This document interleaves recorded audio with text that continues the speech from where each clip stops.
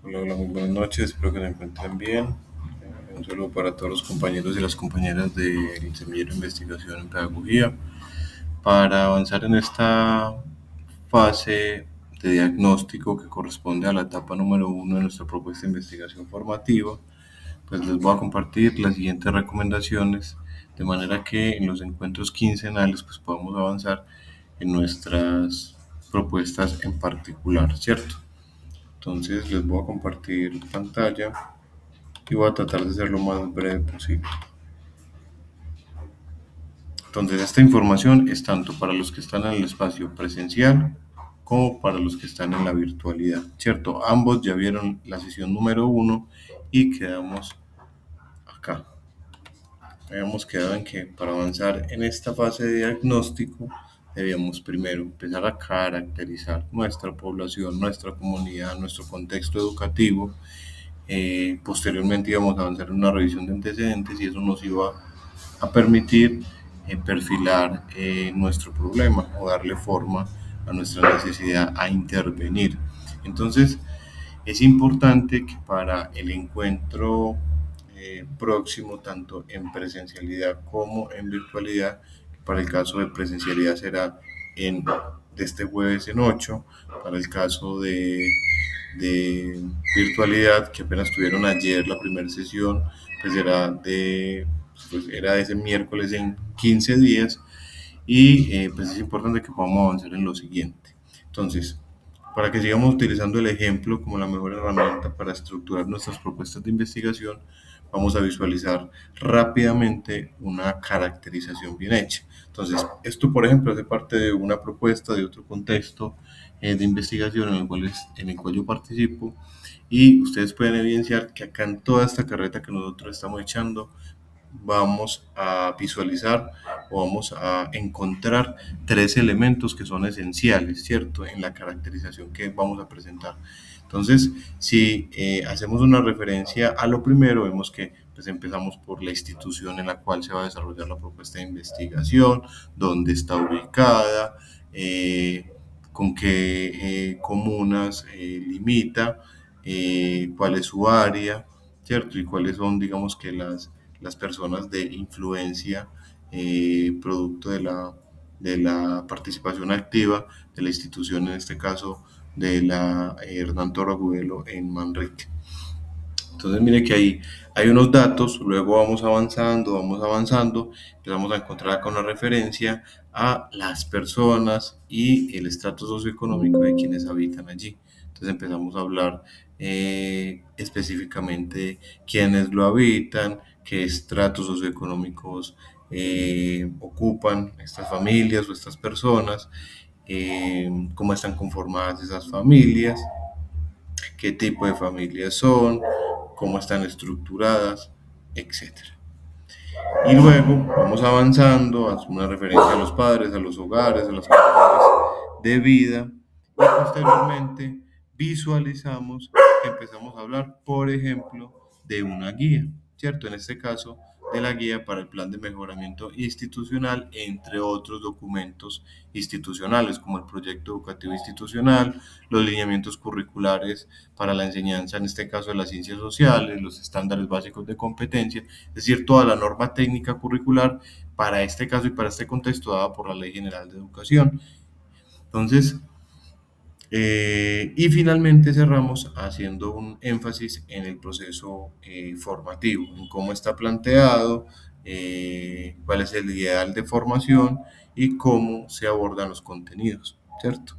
Entonces, si nosotros vemos esos elementos que están aquí presentes en esa caracterización, buscando ese perfilamiento, esa descripción, ese diagnóstico del contexto de la comunidad y de las personas con las que nosotros estamos trabajando y vamos a desarrollar nuestra propuesta, que en este caso son nuestros aprendices, en el Centro Tecnológico del Mobiliario ubicado en Terranova o en Calatrava, en Itagüí, pues hay que hacer ese ejercicio que nos permita reconocer tres cosas.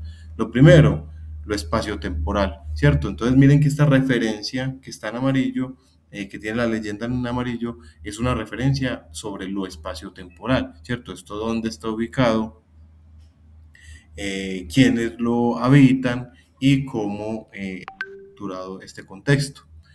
Luego nos vamos a lo socioeconómico, ¿cierto? Entonces, por eso vemos que hay un apartado destinado a hacer ese análisis de las condiciones de vida y socioeconómicas de quienes habitan y quienes son partícipes de esa institución de educación.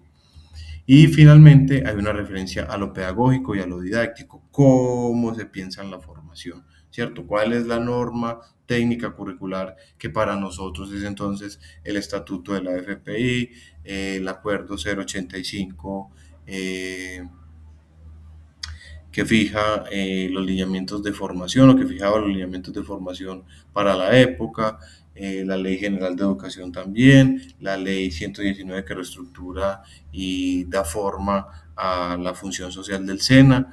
Entonces, nosotros, obviamente, desde lo general hasta lo particular, pasando ya luego a los diseños curriculares particulares de los contenidos que nosotros enseñamos, las planeaciones pedagógicas, los proyectos formativos, ya algo más particular sobre lo que son nuestras propias disciplinas y las áreas que nosotros acompañamos en la formación. Pero entonces miren que en conclusión hay que en esa caracterización hacer una referencia a lo espacial, a lo socioeconómico y a lo pedagógico y a lo didáctico de ese contexto social, económico, educativo en el cual yo voy a plantear mi propuesta de investigación.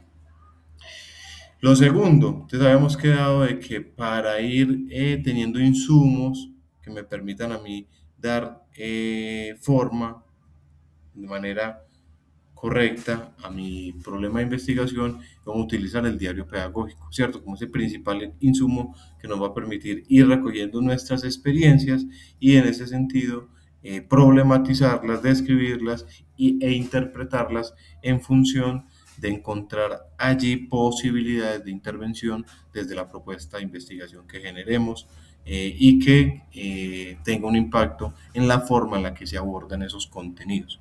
Entonces, un ejemplo acá del diario es muy específico, ¿cierto? Entonces, primero unos datos generales, luego una descripción de lo que ocurrió durante esa sesión de formación, en ese ambiente de formación en específico, con esa ficha en específico y con esos contenidos que iban a abordar, qué actividades se realizaron, cuánto tiempo le demoraron, cómo fue la participación, qué evidencias se generaron en ese segundo momento y luego un tercero, un cuarto, un quinto, un sexto y un séptimo momento que ya son más de análisis y de reflexión, ¿cierto? Los primeros son más descriptivos. Entonces, luego, bueno, ¿cuáles eran los propósitos del encuentro? ¿Qué se logró? ¿Qué no se logró?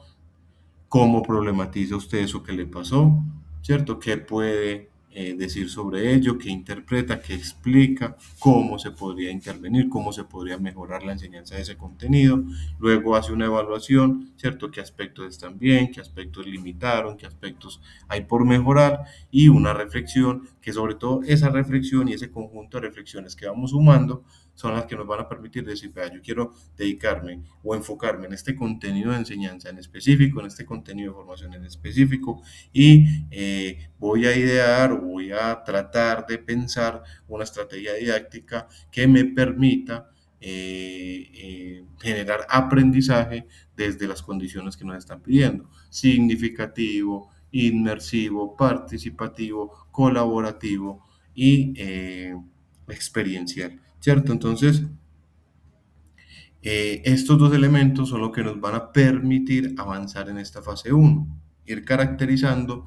Esto lo podemos hacer en parejas, en grupos, porque finalmente pues la referencia espacial y temporal va a ser la misma, ¿cierto? ¿Dónde está ubicado el centro? ¿A qué personas atiende? ¿Cuántos programas de formación hay en el centro? Etcétera, etcétera.